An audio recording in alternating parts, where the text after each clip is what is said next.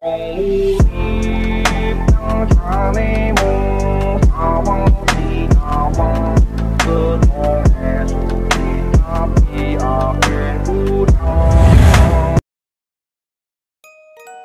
guys, thank you udah klik video ini.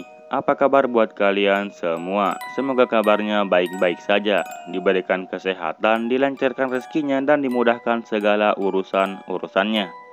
Dan diberikan perlindungan dari wabah yang sedang melanda dunia pada saat sekarang ini. Oke, balik lagi di channel Rusdinur 03, channel yang membahas light novel, manga, dan hal di Jepangan lainnya. Oke, langsung saja. Di video kali ini saya akan melanjutkan pembahasan cerita dari manga Mioroku-chan yang sebelumnya. Jadi bagi kalian yang belum nonton video sebelumnya, kalian bisa nonton videonya terlebih dahulu. Dan tenang saja karena saya sudah menyediakan playlist di sana. Oke, langsung saja. Bagaimanakah kelanjutan dari ceritanya? Silahkan nonton video ini sampai habis. Tapi sebelum masuk ke videonya, saya kembali mengingatkan, jangan lupa untuk subscribe channel ini. Dan jangan lupa juga untuk menyalakan loncengnya, supaya kalian dapat notif jika channel ini upload video terbaru.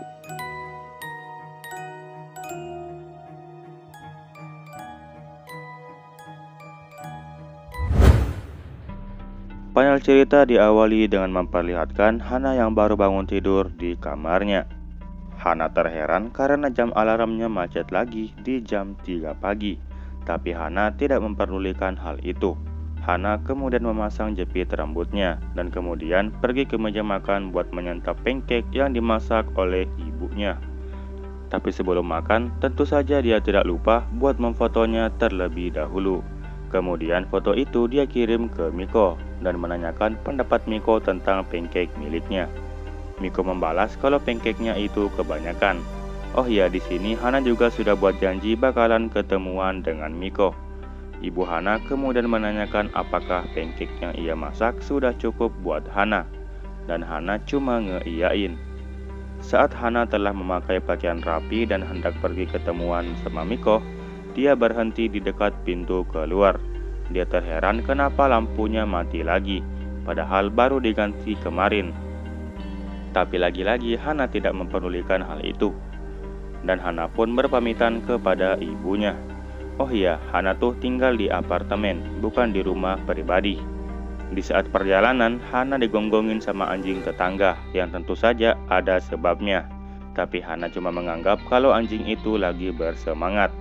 Dan ketika Hana selesai dengan anjing itu dan mulai menjauh, terlihat bayangan sosok hitam besar di mata si anjing.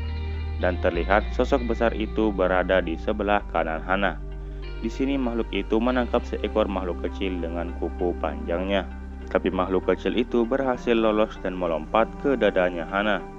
Makhluk besar itu seketika menusuk makhluk itu hingga mengering dan tewas dan kemudian dia memakannya. Hana yang berjalan tiba-tiba perutnya kembali keroncongan dan kali ini dia memakan roti melon darurat yang ada di sakunya. Tak lama kemudian, setelah Hana berjalan cukup jauh, dia kemudian melihat anak kecil yang lagi menangis. Dan Hana mulai menghampiri anak itu dan bertanya apakah sebabnya dia menangis. Anak kecil itu memberitahu Hana kalau anjingnya telah kabur dan cuma nyisain kalungnya. Anak itu kemudian menunjuk sebuah bangunan kosong yang sudah ditinggalkan. Dan anak itu bilang kalau anjingnya berlari masuk ke bangunan itu. Dan anjingnya tidak mau keluar meskipun dipanggil berulang kali. Hana yang mengetahui kalau bangunan itu merupakan tempat keramat yang selalu ada kecelakaan saat bangunan itu mau dirubuhkan, mulai seketika gemetaran. Tapi dia harus terlihat berani di hadapan anak itu. Hana berbalik kemudian memberitahu anak itu untuk menyerahkan urusan ini kepadanya. Dengan beralasan karena Hana juga menyukai seekor anjing. Anak itu pun menaruh harapan besar kepada Hana. Hana yang berjalan mengarah pintu masuk bangunan itu terlihat sangat takut. Jangan sampai di dalam nanti dia bakal ketemuan dengan hantu. Hana yang sudah masuk kemudian mulai memanggil nama dari anjing itu dan menyuruhnya buat keluar. Di sini terlihat para makhluk gaib yang berukuran kecil mulai berdatangan dan menghampiri si Hana. Tapi semua makhluk kecil itu ditangkap dan dimakan sama makhluk besar di samping Hana. Hana yang beranggapan kalau caranya tidak berhasil, mulai memutuskan untuk memanggil nama anjing itu dengan cara yang berbeda. yaitu dengan nada yang penuh kesenangan, sambil bersenandung sedikit. Tak lama kemudian terdengarlah suara anjing yang menjawab panggilan dari Hana. Dan ternyata anjing itu lagi bersembunyi di bawah reruntuhan. Di sini dapat kita lihat kalau bangunan itu dipenuhi oleh makhluk gaib, baik di bagian lantainya maupun di bagian atapnya. Hana kemudian keluar dari bangunan itu dengan menggendong anjing dari anak itu. Ternyata ukurannya lebih besar dari dugaan Hana. Anak itu pun berterima kasih kepada Hana dan pergi menghampiri kedua orang tuanya. Dan orang tuanya pun ikut berterima kasih kepada Hana.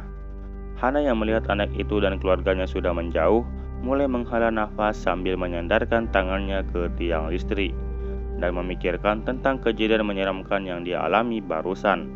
Dan dia memutuskan untuk tidak masuk ke bangunan itu lagi.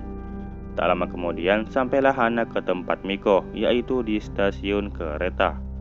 Hana menyapa Miko sambil meminta maaf karena datang terlambat.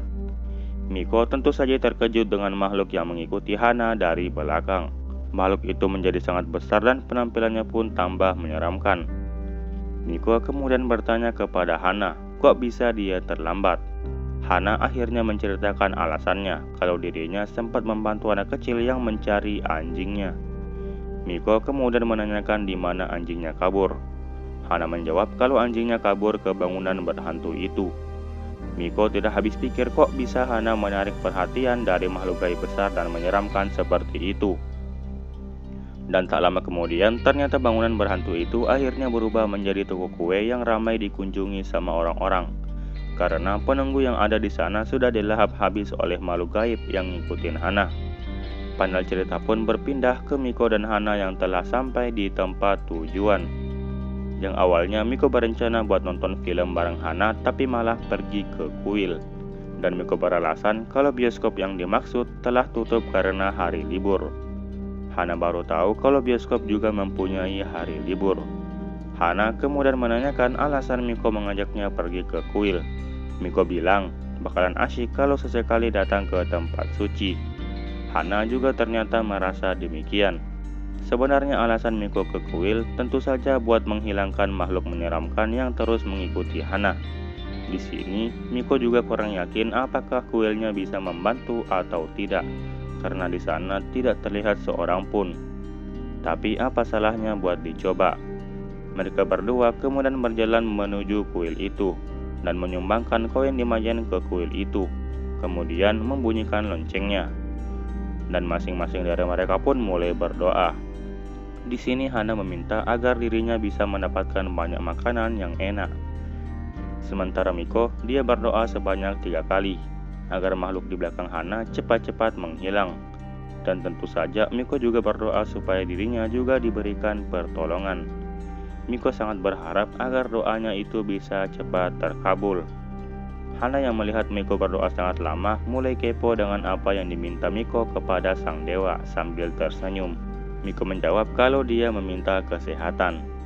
Miko yang mencoba membalikan badan ke belakang berharap makhluk besar itu telah menghilang, malah kembali terkejut karena makhluk gaibnya malah bertambah 2. Di sana terlihat 2 gadis makhluk gaib yang memakai kimono tunduk di hadapan mereka berdua. Di sini Miko kembali membalikkan badannya ke arah kuil, kemudian beranggapan kalau Hana itu harus diruqyah. Sementara itu, Hana mulai melihat-lihat pemandangan di sekitar, dan Hana bilang kalau tempatnya mirip seperti yang di film-film, dan mulai menyebutkan judul filmnya satu persatu sambil bersenandung. Di belakang Hana, terlihat makhluk besar menyeramkan itu mulai diserang oleh 2 gadis gaib yang memakai kimono itu. Dan makhluk besar itu terlihat kesakitan saat tubuhnya dipotong-potong oleh 2 gadis gaib itu. Hana masih saja menanyakan kepada Miko tentang film apa yang Miko sukai. Tapi Miko tidak konsen ke Hana, karena pandangannya tertuju ke pembasmian makhluk gaib itu yang ada di belakang. Miko menjawab pertanyaan dari Hana kalau dia belum satupun menonton film yang disebutkan olehnya. Dan Hana bilang kalau hidupnya bakalan percuma kalau tidak menonton salah satu dari film itu. Di sini Miko masih fokus melihat pembasmian itu dan berharap kalau makhluk itu bakalan mati, dan beranggapan kalau 2 gadis gaib itu merupakan dewa dari kuil ini. Jadi Miko sangat mendukung 2 gadis pakai kimono itu. Tapi tiba-tiba Dua gadis itu pun dikalahkan seketika oleh makhluk besar itu. Dan di sini pandangan Hana tertarik ke matahari yang ada di balik Tori. Jadi Tori yaitu gerbang yang ada di Jepang, yang biasa dikeluarkan sama Hashirama Senju. Lanjut, Hana menunjuk ke arah matahari itu dan berharap Miko juga merasakan hal yang sama saat melihat pemandangan matahari yang berada di balik Tori. Tapi Miko bukannya melihat matahari, tapi dirinya malah melihat makhluk gaib besar itu sambil berteriak. Hana kemudian mengajak Miko buat selfie bareng karena sayang kalau pemandangan itu dilewatkan. Miko kepikiran kalau mereka berdua bakalan celaka karena mulai berjalan mendekati makhluk itu. Sementara Hana yang masih mengatur cahaya di kamera HP-nya, Miko kembali dikejutkan dengan munculnya makhluk gaib yang lebih besar dari sebelumnya. Dan makhluk itu mencengkram kepala makhluk yang ngikutin Hana itu. Kemudian mulut makhluk itu terbuka dengan lebarnya dan seketika memakan habis makhluk itu hingga tak tersisa. Dan saat memakannya itulah si Hana sudah siap dengan kameranya dan meminta Miko buat mengambil gaya saat berfoto. Miko tentu saja tidak bisa membuat ekspresi ceria di saat yang seperti itu. Hana yang selesai selfie bareng merasa sangat senang karena hasil selfie-nya sebagus itu. Bahkan dia tidak memakai filter sama sekali. Tapi Miko masih bertanya-tanya makhluk apa yang terakhir muncul itu. Apakah dia adalah dewa yang menyelamatkan mereka atau bagaimana? Makhluk gaib berupa dua gadis itu pun bangkit kembali dari tanah dan mulai mendekati Miko sambil mencoba berbicara kepada Miko dengan menunjuk-nunjuk. Tapi Miko tidak paham dengan apa yang mereka bicarakan. Kemudian makhluk besar di belakang Miko mulai mengambil sesuatu di rambut Miko. Dan makhluk besar itu berkata 3 kali. Jadi ini merupakan perkataan, bukan pengulangan kata. Jadi dia berkata seperti itu kepada Miko. Dan kemudian mereka bertiga pun menghilang begitu saja. Hana dan Miko pun yang sudah keluar dari tempat itu mulai berjalan pulang. Hana sangat bersyukur telah datang di kuil itu. Karena berkat kuil itu, beban di pundak Hana terasa menghilang. Dan Miko juga ternyata merasa demikian. Meskipun Miko masih belum tahu apa yang makhluk besar tadi itu lakukan pada dirinya. Panel cerita pun berpindah pada seorang gadis SMA bertubuh kecil dan twin tail hair alias berambut kuncir 2 yang bernama Julia Niguredau. Dia terlihat lagi memohon kepada nenek peramal agar dijadikan seorang murid. Tapi nampaknya sang nenek peramal tidak ingin menerima seorang murid. Lagian penampilan gadis itu layaknya anak SD. Tapi gadis itu bilang kalau dia adalah siswi SMA. Nenek yang tidak mau ambil pusing mulai memberikannya sebuah gelang yang katanya memiliki energi spiritual. Tentu saja gelang itu membuatnya senang dan menganggap kalau dirinya sudah resmi menjadi muridnya dari si nenek. Jadi si Julia ini bisa melihat makhluk gaib, sama halnya dengan Miko.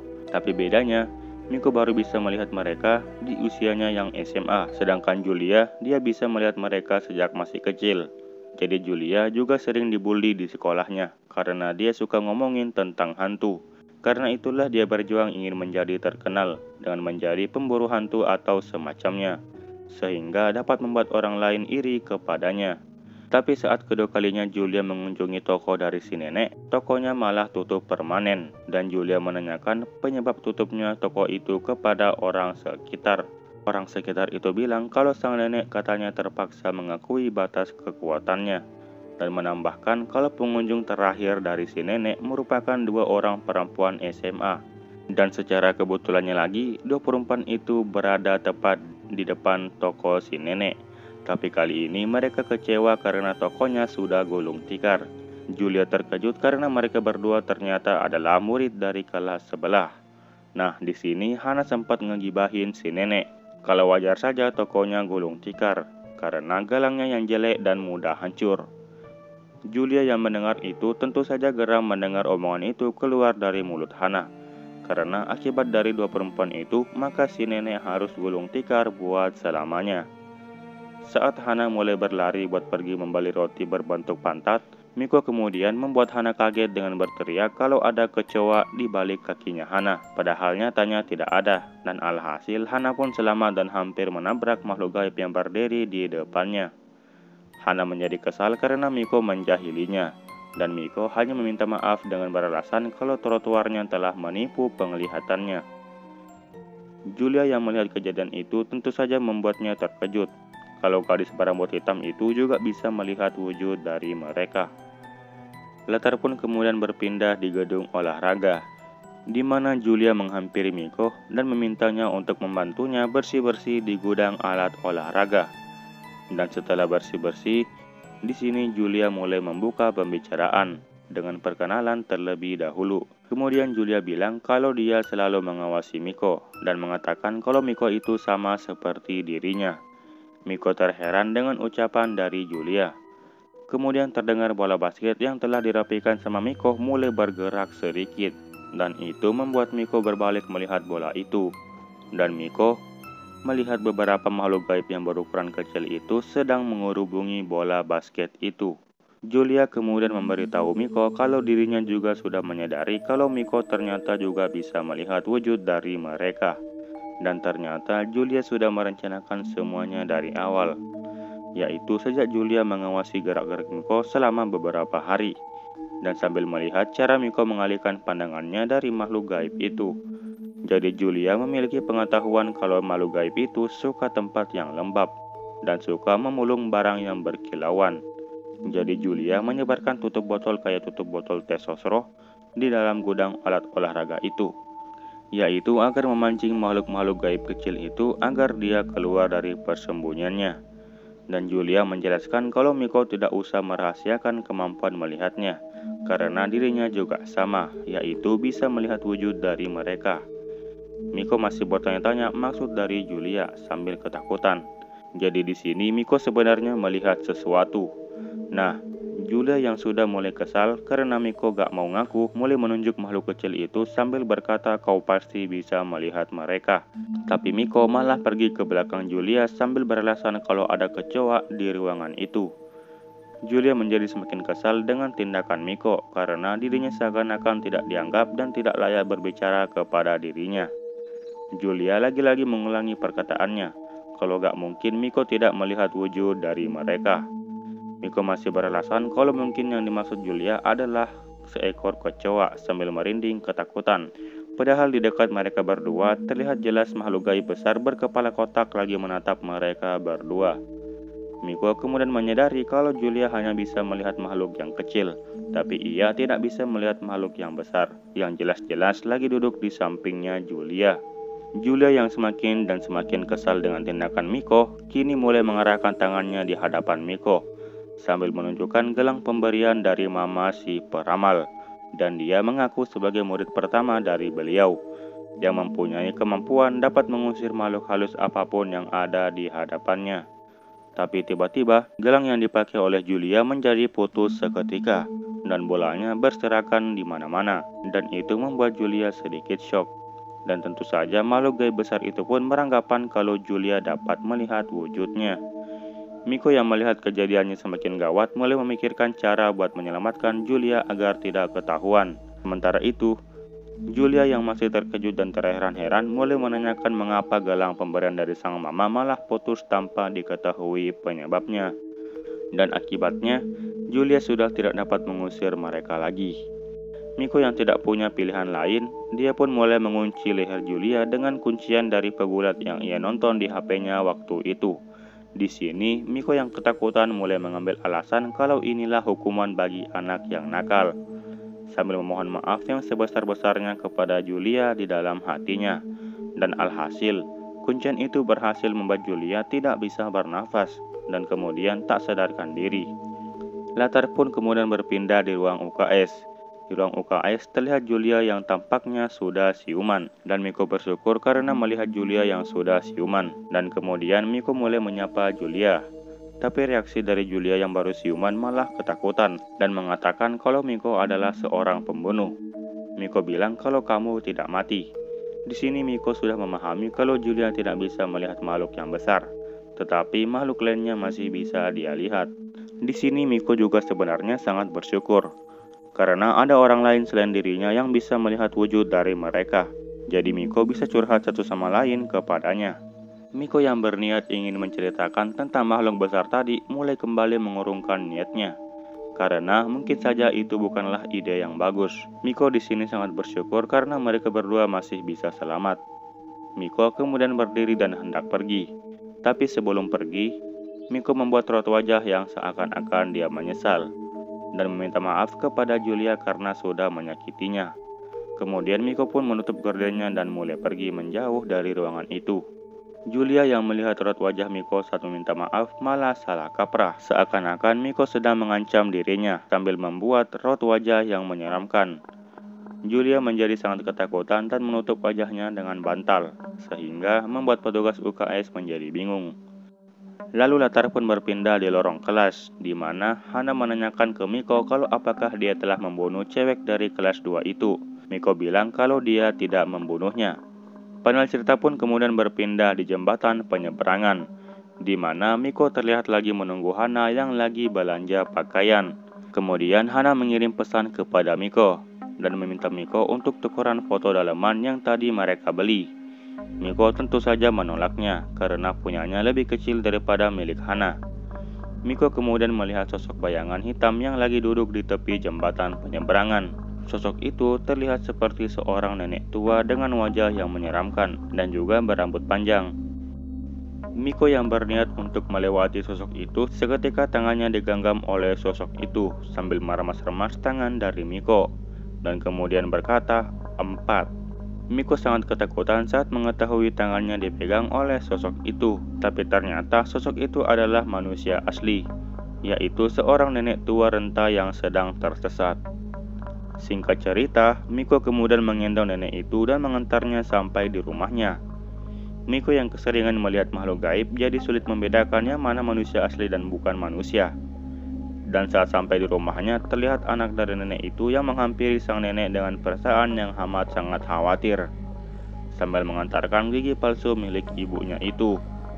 Ibu itu kemudian berterima kasih kepada Miko karena telah berbaik hati mengantarkan sang nenek. Sang nenek juga meminta maaf kepada Miko karena telah merepotkan dirinya. Di sini sang nenek ingin mengajak Miko buat makan malam bersama mereka. Ibu itu bilang kalau si nenek sudah tidak ingat dengan namanya sendiri, apalagi keluarganya. Dia berubah seperti itu karena kematian dari ayahnya, yaitu suami dari sang nenek. Ibu itu kemudian berterima kasih yang kedua kalinya kepada Miko dan ingin memberikan sesuatu sebagai imbalannya. Miko bilang tidak usah, tapi ibu itu bilang kalau dia tidak akan lama. Miko akhirnya menunggu pemberian dari ibu itu. Saat menunggu itu, Miko melihat sosok hitam memakai jas menyerupai seorang kakek-kakek. Dan sosok itu menyebutkan beberapa angka, yaitu diantaranya 4, 6, dan 3. Miko yang sadar kalau kali ini yang menghampirinya bukan manusia, serasa ingin pergi meninggalkan tempat itu. Tapi tiba-tiba, lagi-lagi tangan Miko dipegang erat sama si nenek. Dan nenek menanyakan tentang HP-nya Miko, kalau apakah benda itu yang disebut dengan internet. Miko menjadi semakin tegang saat nenek memegang tangannya. Dan di samping itu, sosok hitam itu terus berjalan ke arah Miko. Miko juga tidak menyangka kalau cengkraman si nenek ternyata lumayan kuat. Sosok hitam itu sekarang sudah berada di hadapan Miko sambil menyebutkan angka-angka, yaitu diantaranya 4, 3, 6, dan 1 secara berulang-ulang. Miko yang melihat kalau sosok itu cuma memandangi si nenek dari dekat, mulai menganggapnya bukan merupakan ancaman. Dan Miko menjelaskan tentang HP-nya kepada si nenek, yang intinya HP bisa dipakai buat menelpon, menulis pesan, dan menjelajahi internet. Sang nenek tentu saja cuma berkata, "Oh begitu." Kemudian mulai berterima kasih kepada Miko, meskipun sang nenek tidak mengenalnya sama sekali. Nenek yang melihat angka yang Miko ketik di HP-nya mulai memasuki rumahnya, dan di sana terlihat ibu itu juga sudah keluar dengan membawakan kacang merah untuk Miko. Kemudian ibu itu bingung melihat ibunya yang tiba-tiba memasuki rumah. Nah, di rumah, si nenek ternyata menghampiri sebuah barangkas besi yang tertutup dengan memakai kode angka, dan si nenek mulai memasukkan angka yang ia lihat di HP Miko barusan. Anaknya kemudian menyusulnya dan menyalakan lampu ruangan itu dan memberitahu sang ibu kalau barangkas itu tidak bakalan terbuka. Tapi tiba-tiba barangkas itu kemudian terbuka dan di dalamnya terdapat beberapa surat dan sisir pemberian suami dari si nenek. Si nenek kemudian memakai sisir itu dan berbalik ke hadapan anaknya sambil bertanya, Apakah hari ini anaknya yang diketahui bernama Haruko ingin memasak sup miso bersamanya? Anaknya kemudian menangis melihat ibunya yang kembali seperti semula. Sementara Miko yang berada di luar ruangan mulai melihat sosok hitam itu mulai menghilang. Kemudian Miko dipanggil sama si nenek buat makan sup miso bersama-sama. Tapi Miko menolak ajakan si nenek dengan cara yang baik sambil berkata kalau dia tidak mau membuat ibunya di rumah menjadi cemas. Miko kemudian pergi sambil membawa pemberian dari ibu itu. Terlihat raut wajah bahagia si nenek dan anaknya saat Miko telah menolongnya. Miko yang kembali perjalanan ke rumah mulai mengechat Hana kalau sekarang dia lagi di jalan buat pulang. Tapi Miko sekilas mendengar ucapan terima kasih dari sosok hitam itu. Kemudian muncul balasan pesan dari Hana, di mana Hana mengirimkan sebuah foto sambil meminta pendapat Miko tentang hal itu. Miko cuma tertawa kecil melihat foto itu. Oke, sekian untuk pembahasan kali ini. Apabila ada yang ingin disampaikan, silakan komentar saja di bawah. Dan silakan tinggalkan jejak di video ini berupa like-nya dan komennya. Sampai jumpa di video selanjutnya. Mohon maaf yang sebesar-besarnya apabila ada kesalahan dalam penyampaian. Adios, salam damai seluruh alam.